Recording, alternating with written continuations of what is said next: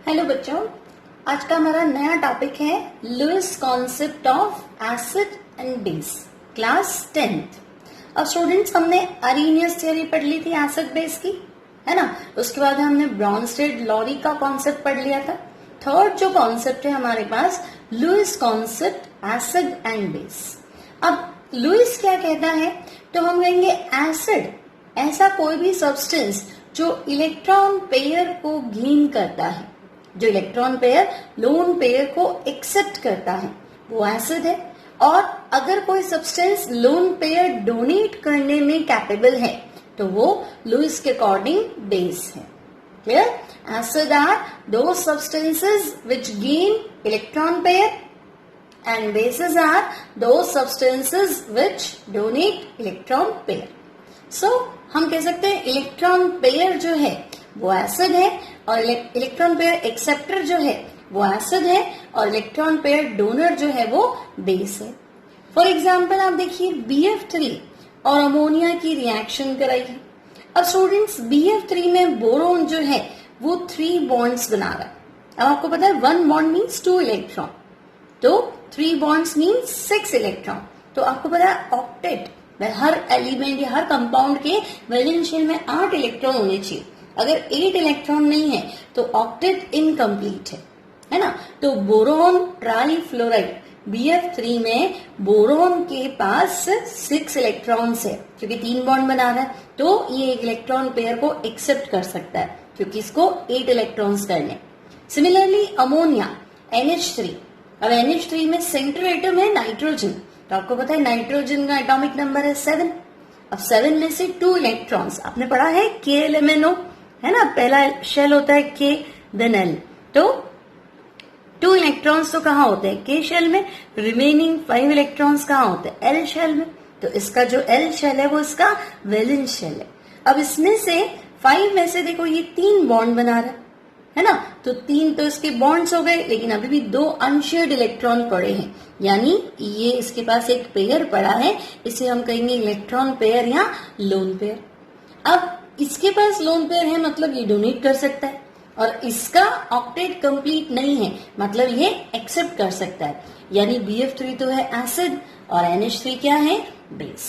अब nitrogen, centre में कौन है, नाइट्रोजन, इसी के पास लोन पेयर है और डोनेट किसको करेगा, बोरोन को, क्योंकि इसी के पास 8 नहीं हो रहे इलेक्ट्रॉन।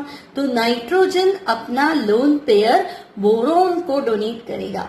और इस तरह से ये जो तीर का निशान बनाया हमने एरो, इसे कहते हैं कोऑर्डिनेट बॉन्ड या dative bond.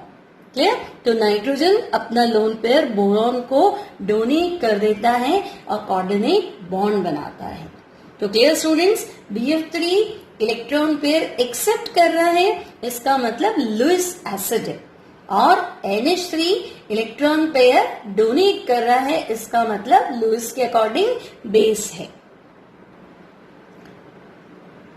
So students, according to this theory all electron deficient compound, electron deficient मतलब जिनके पास इलेक्ट्रॉन की कमी है। अब कमी कैसे है, तो मैंने आपको बताया था कि सबके पास 8 इलेक्ट्रॉन होने चाहिए वैलेंस शेल में, है ना। तो अगर ऑक्टेट कंप्लीट है तब तो कोई प्रॉब्लम नहीं है, लेकिन अगर ऑक्टेट कंप्लीट नहीं है, इनकम्प्लीट है, तो हम कहेंगे इलेक्ट्रॉन डेफिशिएंट कंपाउंड, है ना। और पॉजिटिवली चार्ज्ड स्पीशीज मतलब अब जो खुद ही पॉजिटिव है वो लोन पेयर एक्सेप्ट कर लेगा, है ना। तो सारे ऑक्टेट इनकम्प्लीट कंपाउंड या electron deficient compound and positively charged species lone pair accept कर सकते हैं, मींस लुईस के अकॉर्डिंग क्या है, एसिड है। Clear? So example number 1 we have BF3। अब BF3 में आप देखो सेंटर एटम है B, बोरॉन। अब बोरॉन कितने बॉन्ड बना रहा है, 1 2 3। अब बोरॉन का एटॉमिक नंबर होता है 5, है ना। Hydrogen, helium, lithium, beryllium, boron. तो एटॉमिक नंबर 5 मतलब इसके K शेल में इलेक्ट्रॉन्स है 2 और L शेल में इलेक्ट्रॉन्स है 2 के बाद बचा कितना, 3। तो बोरॉन के पास 3 इलेक्ट्रॉन है और 3 की शेयरिंग करके ये क्या कर रहा है, 3 बॉन्ड बना रहा है। तो इलेक्ट्रॉन कितने हुए, 6 हो गए, 8 तो नहीं है, यानी कि BF3 क्या है, लुईस के अकॉर्डिंग एसिड है। सिमिलरली AlCl3, तो एल्यूमिनियम कितने बॉन्ड बना रहा है आप चेक करो, 3 बॉन्ड्स बना रहा है। तो 3 बॉन्ड्स मतलब इलेक्ट्रॉन कितने हुए, 6 हुए, 8 इलेक्ट्रॉन नहीं है, तो AlCl3 भी क्या है, लुईस के अकॉर्डिंग एसिड है। Next example BeCl2, beryllium dichloride. तो बेरिलियम आप चेक कर लो, बेरिलियम कितने बॉन्ड्स बना रहा है, 2 बॉन्ड्स, यानी इलेक्ट्रॉन कितने हुए, 4 हो गए, यानी यहाँ पे भी ऑक्टेट इनकम्प्लीट है। तो BeCl2 भी लुईस के अकॉर्डिंग क्या है, एसिड है। सिमिलरली CH3+, मिथाइल कार्बकेटायन बोलते हैं इसको, है ना, क्योंकि कार्बन पे प्लस है। तो CH3+ में आप देखो कार्बन पे पॉजिटिव चार्ज है ना, तो कार्बन कितने बॉन्ड बना रहा है, 3। कार्बन के पास वैसे तो वैलेंस शेल में कितने इलेक्ट्रॉन होते हैं, 4 होते हैं, लेकिन पॉजिटिव में मतलब 1 इलेक्ट्रॉन चला गया, तो रिमेनिंग कितने हैं, 3 बॉन्ड्स बना रहा है, यानी 6 इलेक्ट्रॉन है, ऑक्टेट इनकम्प्लीट है। सो ये भी क्या है, लुईस एसिड है। सिमिलरली H+, है ना, पॉजिटिवली चार्ज स्पीशीज हमेशा क्या करती है, लोन पेयर एक्सेप्ट कर सकती है, तो सारे कैटायंस, सारे पॉजिटिव आयंस क्या है, लुईस एसिड है। Now coming to Lewis base. The Lewis bases are electron-rich species contain one or more lone pair. तो स्टूडेंट हमने क्या पढ़ा था कि लुईस एसिड जो इलेक्ट्रॉन पेयर एक्सेप्ट कर ले और लुईस बेस जो इलेक्ट्रॉन पेयर डोनेट कर दे। तो अगर डोनेट करना है तो इलेक्ट्रॉन पेयर होना भी चाहिए। अब एक है या एक से ज्यादा है, अगर लोन पेयर है तो डोनेट करेगा, और जो इलेक्ट्रॉन पेयर डोनेट करेगा वो लुईस के according base. For example water. अब देखो वाटर में सेंटर में एटम कौन है, ऑक्सीजन। अब आप ऑक्सीजन का एटॉमिक नंबर देखो 8, तो 8 में मैंने आपसे क्या कहा था, फर्स्ट हमें बनाना है K शेल, सेकेंड हमें क्या बनाना है, L शेल। तो 8 में 2 इलेक्ट्रॉन्स तो हो गए K में, और रिमेनिंग 6 कहाँ है, L। अब 6 इलेक्ट्रॉन में आप देखो, ये एक इलेक्ट्रॉन यहाँ यूज कर रहा है बॉन्ड बनाने के लिए, एक इलेक्ट्रॉन यहाँ यूज कर, ये दूसरा इलेक्ट्रॉन तो हाइड्रोजन का है ना। तो ऑक्सीजन अपने 2 इलेक्ट्रॉन्स यूज कर रहा है यहाँ पे 2 बॉन्ड्स बनाने के लिए, तो 6 में से 2 यूज हो गए, रिमेनिंग कितने हुए, 4 मतलब 2 पेयर बनाने, तो ये एक लोन पेयर, ये दूसरा लोन पेयर। तो वाटर में ऑक्सीजन के पास हम देख रहे हैं 2 लोन पेयर है, और जिसके पास लोन पेयर है वो डोनेट कर सकता है, तो water is Lewis base. Similarly NH3 में नाइट्रोजन के पास एक लोन पेयर है ना, तो नाइट्रोजन भी क्या है, Lewis base. Next we have alcohol ROH। तो सेंटर एटम कौन है, ऑक्सीजन, और ऑक्सीजन में एक ऑक्सीजन एटम के पास कितने लोन पेयर होते हैं, 2, तो लोन पेयर वाली स्पीशीज लुईस बेस। सिमिलरली मैं कह दूं आपको सारे माइनस, ऑल एनायन, क्योंकि माइनस मतलब 2 इलेक्ट्रॉन्स, तो अगर आपके पास 2 इलेक्ट्रॉन्स है, इलेक्ट्रॉन पेयर है, इसका मतलब हम डोनेट कर सकते हैं।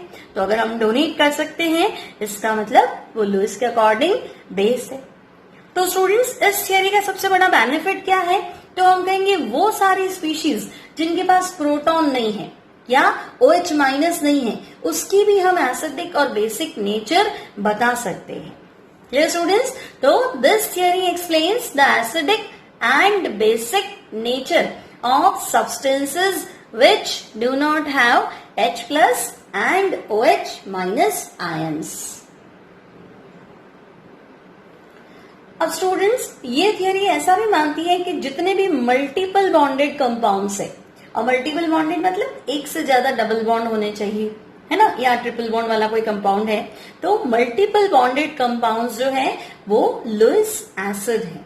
For example CO2। तो CO2 में आप देखो centre atom C, double bond O, double bond O, तो मल्टीपल बॉन्ड से, है ना, तो CO2 लुईस के अकॉर्डिंग एसिड। सिमिलरली SO2 में आप देखो S double bond O, double bond O, और SO3 तो सल्फर जो है तीनों ऑक्सीजन के साथ 3 डबल बॉन्ड O से कनेक्टेड है। तो ये जितने भी मल्टीपल बॉन्डेड कंपाउंड है ये लुईस के अकॉर्डिंग क्या है, एसिड है। Clear students? अब हमारा नेक्स्ट टॉपिक है general properties of acids and bases, है ना। एसिड में क्या क्या कैरेक्टर्स हैं, बेस में क्या क्या खास बात है। अब एसिड तो हमें पता है एसिड जो है वो ब्लू लिटमस को रेड में टर्न करता है, वाइल बेस क्या करता है, तो रेड लिटमस को ब्लू में टर्न कर देता है। अब एसिड की रिएक्शन जब आप किसी मेटल से कराएंगे, है ना स्टूडेंट्स, तो एसिड मतलब जिसके पास H+ आयन हो, है ना। तो मेटल की रिएक्टिविटी H+ से ज्यादा होती है। कुछ एक मेटल को छोड़ दें, अगर हम कॉपर सिल्वर गोल्ड को छोड़ दें तो बाकी जितने मेटल्स हैं, सोडियम पोटेशियम है ना, जिंक है, एल्यूमिनियम है, इन सबकी रिएक्टिविटी H+ से ज्यादा होती है। तो ये मेटल क्या करेंगे, एसिड में से H+ को बाहर निकाल देंगे और खुद उसकी जगह आ जाएंगे, मतलब सॉल्ट बन जाएगा। अब H+ और मेटल का इलेक्ट्रॉन मिलके H हो जाएगा और H+H क्या हो जाएगा, हाइड्रोजन गैस हो जाएगा। So when acid reacts with metal it liberates hydrogen gas. Means acid की रिएक्शन आपने कराई मेटल से तो बनेगा salt plus hydrogen gas. For example जब हम डाइल्यूट H2SO4, डाइल्यूट आपको पता है जिस एसिड में वाटर की कंसेंट्रेशन ज्यादा होती है उसे डाइल्यूट बोलते हैं, है ना। तो डाइल्यूट H2SO4 की रिएक्शन जिंक ग्रेन्यूल्स, है ना, जिंक के छोटे छोटे टुकड़े जो होते हैं क्योंकि वो ज्यादा रिएक्ट करते हैं, तो H2SO4 डाइल्यूट की रिएक्शन जिंक ग्रेन्यूल से कराते हैं। तो जिंक की रिएक्टिविटी हाइड्रोजन से ज्यादा है तो जिंक जाके इस हाइड्रोजन को रिप्लेस कर देगा, तो हाइड्रोजन गैस इवॉल्व हो जाएगी and compound will be ZnSO4। ZnSO4 है zinc sulphate and hydrogen gas is released. Clear students, तो हम क्या देख रहे हैं कि एसिड की रिएक्शन मेटल से कराएंगे तो हाइड्रोजन गैस बाहर निकलती है। इसीलिए हम क्या करते हैं, जो हमारे सॉर सब्सटेंसेस है, हमने डे क्लास 1 में पढ़ा था कि जो सॉर सब्सटेंस, जो भी चीजें टेस्ट में खट्टी होती है, सॉर होती है, उन सब में क्या होता है, एसिड होता है। लाइक आपने पढ़ा था tomato, like tamarind, like lemon citric acid, है ना। तो due to this property sour substances means acidic substance do not kept in metal utensils. अब स्टूडेंट्स कुछ मेटल्स ऐसे भी होते हैं जो बेस से रिएक्ट कर जाते हैं और हाइड्रोजन गैस लिबरेट करते हैं। जनरली ऐसा नहीं होता, सिर्फ कुछ मेटल लाइक आप मान लो बेरिलियम है, जिंक है, मैंगनीज है, क्योंकि इनकी एम्फोटेरिक नेचर होती है। मीन्स वो एसिड की तरह भी बिहेव कर लेते हैं और बेस की तरह भी बिहेव कर लेते हैं। हालांकि आप ये हायर क्लासेस में पढ़ेंगे, बट आपकी जो एनसीईआरटी बुक है उसके अकॉर्डिंग आपको जो इक्वेशन ध्यान रखना है कि जब हम जिंक की reaction sodium hydroxide NaOH caustic soda से कराएंगे तो ये हाइड्रोजन गैस लिबरेट हो जाएगी और आपको जो कंपाउंड बनेगा दैट इज Na2ZnO2, इसे हम बोलते हैं सोडियम जिंकेट। क्लियर स्टूडेंट्स, तो zinc metal also produces hydrogen gas and salt when it reacts with NaOH, that is a base, फिर भी ये हाइड्रोजन प्रोड्यूस कर रहा है। Next, but all the metals like sodium, potassium, calcium do not produce hydrogen gas when they react with base, है ना। सिर्फ कुछ एक मेटल जो है वो ही ऐसा कर सकते हैं। नेक्स्ट एसिड्स, नेक्स्ट प्रॉपर्टी जो है acids produce salt and water on reaction with metal oxide. अब देखो स्टूडेंट्स, जब मेटल ऑक्साइड की रिएक्शन एसिड से कराओगे तो एसिड क्या करेगा, हाइड्रोजन छोड़ेगा, H+ छोड़ेगा, वो हाइड्रोजन ऑक्साइड O- से रिएक्शन करेगी, O-2 से, तो क्या बनेगा, इसका H, इसका O, वाटर बन जाएगा। अब मेटल का पॉजिटिव पार्ट और एसिड का नेगेटिव पार्ट, इससे क्या बनेगा, सॉल्ट। एक कैटायन और एक एनायन को हम क्या कहते हैं, सॉल्ट आयनिक कंपाउंड। तो फॉर एग्जाम्पल जब आप कॉपर ऑक्साइड की रिएक्शन HCl से कराएंगे तो HCl हाइड्रोजन दे देगा और ऑक्साइड से ऑक्सीजन, तो यहां से क्या एलिमिनेट हो जाएगा, water, and your compound will be CuCl2, copper chloride. Next हमारे पास है ZnO प्लस H2SO4, तो हाइड्रोजन और यहां से ऑक्सीजन, तो यहां से भी क्या एलिमिनेट हो जाएगा, water, and your compound will be ZnSO4। अब स्टूडेंट्स अगर हम नॉन मेटेलिक ऑक्साइड की रिएक्शन देखें तो non metallic oxide also produce salt and water when they react with base. जब एसिड की रिएक्शन मेटल ऑक्साइड से कराते थे तब भी सॉल्ट वाटर बनता था, लेकिन नॉन मेटल ऑक्साइड की रिएक्शन हम बेस से कराते हैं तब भी क्या बनता है, सॉल्ट और वाटर।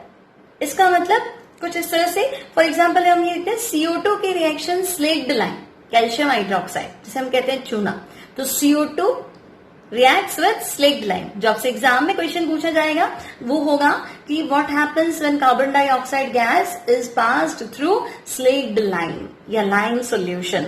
तो आप देखो इसमें से हम वाटर रिमूव कर दें तो हमारा जो आंसर होगा that will be CaCO O2 और O CaCO3 calcium carbonate plus water.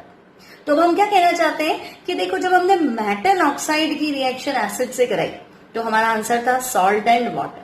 मतलब अगर ये एसिड है तो रिएक्ट करने वाला क्या होना चाहिए, बेस, है ना। तो मैं कह सकती हूँ metal oxides are basic in nature. Similarly जब हमने नॉन मेटल ऑक्साइड की रिएक्शन बेस से कराई तब भी आंसर क्या था, सॉल्ट एंड वाटर। तो अगर ये बेस है तो रिएक्ट करने वाला बाय नेचर क्या होना चाहिए, एसिडिक। तो हम कह सकते हैं मेटल ऑक्साइड तो basic in nature and non metal oxides are acidic in nature. Clear, क्योंकि वो अपने से ऑपोजिट नेचर वाले के साथ रिएक्ट कर रहे हैं।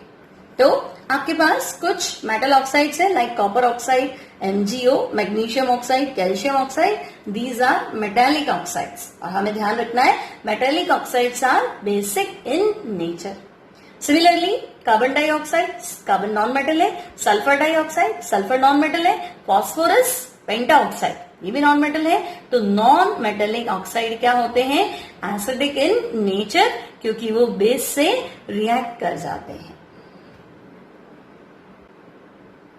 नेक्स्ट जो प्रॉपर्टी है वो है aqueous solution of all acids and bases are electrically good conductor and it can be used as electrolyte. तो स्टूडेंट्स हमें पता है एसिड का सॉल्यूशन बनाते ही वो क्या करेगा, H+ आयन देगा, और बेस का एक्वस सॉल्यूशन बनाते ही वो क्या करेगा, OH- आयन देगा, है ना। या फिर प्रोटॉन डोनर और प्रोटॉन एक्सेप्टर। तो उन दोनों सिचुएशन में एसिड और बेस का एक्वस सॉल्यूशन आयंस बनाएगा, और जिस सॉल्यूशन में आयंस होंगे तो करंट पास करने पे वो आयंस क्या करेंगे, मूव करेंगे। यानी एसिड और बेस का एक्वस सॉल्यूशन क्या होता है, इलेक्ट्रिकली गुड कंडक्टर, और इसको हम एज अ इलेक्ट्रोलाइट मतलब जिसमें आयंस होते हैं उसकी तरह भी यूज कर सकते हैं। नेक्स्ट हमें पता है कि जब हम एसिड की रिएक्शन बेस से कराते हैं तो एसिड H+ आयन दे देगा, बेस OH- दे देगा, है ना, और दोनों एक दूसरे को क्या करेंगे, न्यूट्रल करेंगे। तो इस रिएक्शन को हम कहते हैं न्यूट्रलाइजेशन रिएक्शन। और मोस्टली हमें पता है न्यूट्रलाइजेशन रिएक्शंस जो हैं वो क्या होती हैं, एक्सोथर्मिक रिएक्शंस। तो अगर मैं HCl की रिएक्शन NaOH से कराऊं then we will find NaCl plus water, क्योंकि आपको पता है ये H+ आयन रिमूव करेगा, ये OH- आयन रिमूव करेगा। सिमिलरली H2SO4 की रिएक्शन जब हम CaOH2 से कराएंगे तो ये भी H आयन दे देगा, ये OH आयन दे देगा, तो हमारा कंपाउंड होगा CaSO4 कैल्शियम सल्फेट। तो ये जो रिएक्शंस है इन्हें हम कहेंगे न्यूट्रलाइजेशन रिएक्शंस। अब स्टूडेंट्स हमारा नेक्स्ट टॉपिक है यूजेस ऑफ एसिड्स। अब एसिड्स हमें डेली लाइफ में यूज होते ही हैं। आपको पता है घर में जो हम एसिड काम में लेते हैं वो सिट्रिक एसिड, लेमन के अंदर, है ना, और इमली में क्या था, टेमरिन में क्या था, टार्ट्रिक एसिड, है ना। और वैसे अगर हम देखें कॉमर्शियली हम क्या यूज करते हैं, तो फर्स्ट वी हैव एक्वारेजिया। और स्टूडेंट्स एक्वारेजिया क्या है, तो इसका काम है सोने और चांदी को घोलना, है ना। एक्वारेजिया होता क्या है, तो हम कहेंगे 3 part HCl hydrochloric acid and 1 part HNO3 nitric acid, यानी 3:1 रेशियो में अगर हम इनको मिला दें तो जो सोल्यूशन बनेगा उसका नाम है एक्वारेजिया। अब aqua regia is used to dissolve silver and gold. इसका काम है सोने चांदी को अपने अंदर घोल देना। Clear students. Next sulphuric acid, इसे हम किंग ऑफ केमिकल्स कहते हैं। अब किंग ऑफ केमिकल्स क्योंकि कोई भी इंडस्ट्री ऐसी नहीं है जहां सल्फ्यूरिक एसिड H2SO4 जिसे हम कहते हैं तेजाब, है ना, इसका यूज नहीं हो, ऐसी कोई भी इंडस्ट्री नहीं है। चाहे आप स्कूल लैब्स देखिए, कॉलेज लैब्स देखिए, टेक्सटाइल इंडस्ट्री देख लो, या जो फर्टिलाइजर्स वगैरह बनाते हैं, ऐसा कोई फील्ड नहीं है जहां सल्फ्यूरिक एसिड की डिमांड नहीं होती। तो सबसे ज्यादा यूज होने की वजह से इसे बोलते हैं किंग ऑफ केमिकल्स। अब ये यूज कहाँ होता है, तो हमने लिखा है अभी सेल्स में यूज होता है, बैटरीज में यूज होता है, और बहुत सारी जगह इसको यूज करते हैं।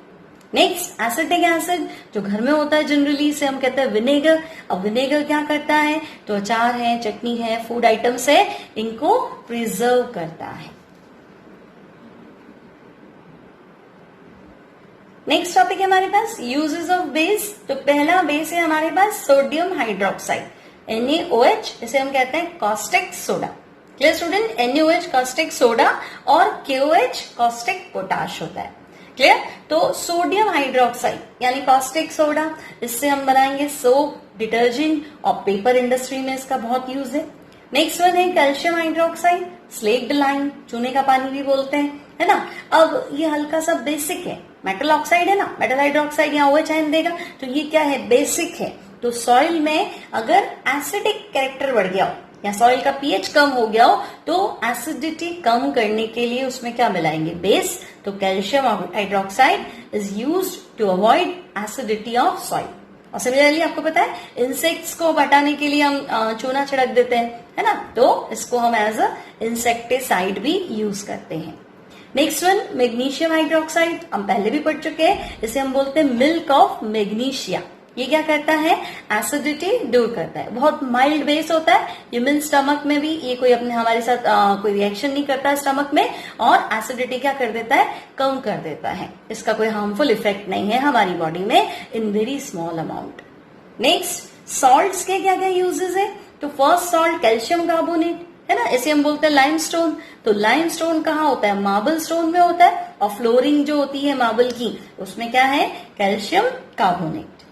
और एक और यूज है इसका आयरन मेटलर्जी के अंदर, और जितनी भी मेटलर्जीज है बहुत बार उसमें हम कैल्शियम कार्बोनेट, क्योंकि इसको गर्म करने से कैल्शियम ऑक्साइड CaO मिलता है ना, और वो जो है फ्लक्स का काम करता है। तो हम क्या करेंगे, आयरन मेटलर्जी और अदर मेटलर्जी में कैल्शियम कार्बोनेट को यूज करते हैं।